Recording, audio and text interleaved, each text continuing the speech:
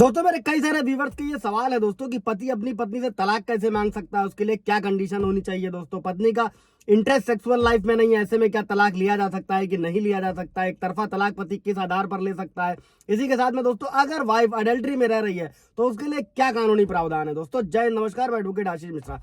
Like कर दीजिएगा, share कर दीजिएगा, सब्सक्राइब कर दीजिएगा। और ये सारे सवाल जो है आप लोगों के मैं इस वीडियो में क्लियर करने वाला हूँ, हर एक सवाल पे और एक जवाब। दोस्तों शुरुआत से अंत तक देखिएगा ताकि अगर आपका भी सवाल उसमें है तो वो क्लियर हो सके। दोस्तों अभी बढ़ते हैं दोस्तों कि अगर पति जो है अपनी पत्नी से तलाक कैसे मांग सकता है और उसके लिए क्या कंडीशन होनी चाहिए। दोस्तों अगर पत्नी किसी भी तरीके से पति को प्रताड़ित कर रही है दोस्तों, तो ऐसे मामले में जो पति है वो हिंदू मैरिज एक्ट की धारा 13 के तहत तलाक मांग सकता है दोस्तों। और इसमें अर्जी करने वाले के साथ अगर सामने वाला पक्ष क्रूरता कर रहा है, शारीरिक या मानसिक हिंसा कर रहा है तो तलाक ले सकता है। दोस्तों इसके बाद दोस्तों बहुत एक इंटरेस्टिंग सवाल दोस्तों कि पत्नी का इंटरेस्ट सेक्सुअल लाइफ में नहीं है तो क्या ऐसे में तलाक लिया जा सकता है। दोस्तों इसमें कई सारे कोर्ट के, हाई कोर्ट के, सुप्रीम कोर्ट के जजमेंट है।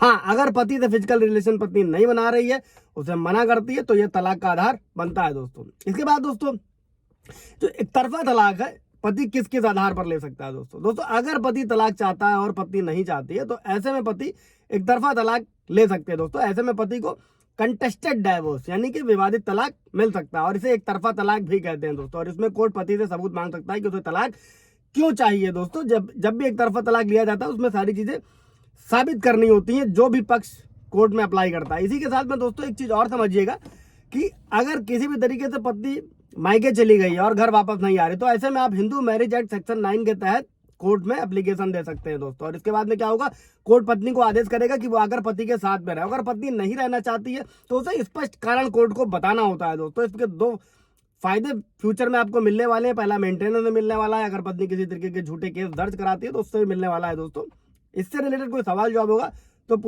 पूछिएगा। दोस्तों अगले सवाल की तरफ बढ़ते हैं। अगला सवाल लेते हैं दोस्तों कि पत्नी एडल्ट्री में रह रही है। दोस्तों इसको समझिएगा कि ये क्राइम नहीं है। अभी भी मेरे कुछ व्यूअर्स के ये सवाल थे।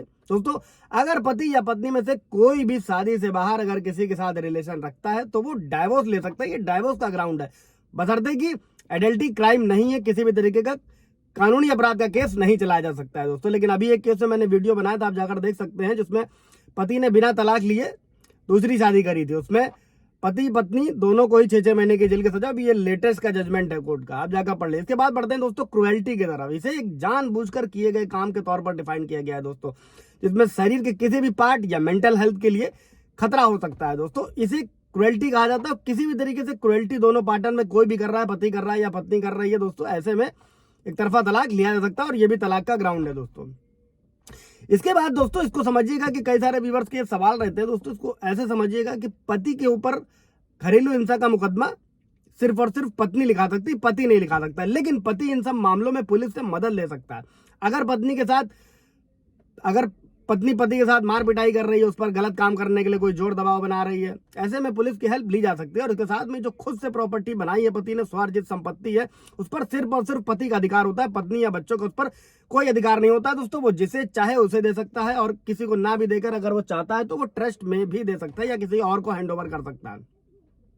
ऐसे में ऐसे समझिएगा दोस्तों, किसी भी तरीके से अगर पति भी मानसिक या शारीरिक रूप से प्रताड़ित हो रहा है तो वो अपनी पत्नी के खिलाफ पुलिस और कोर्ट दोनों की मदद ले सकता है। दोस्तों ऐसे में कई सारे ये भी होता है कि पत्नियां परिवार से नहीं मिलने देती हैं, दोस्तों रिश्तेदारों से नहीं मिलने देती हैं, या किसी भी तरीके से पति को टॉर्चर किया जा रहा है। दोस्तों इसमें सारी चीजें ऐड होती हैं।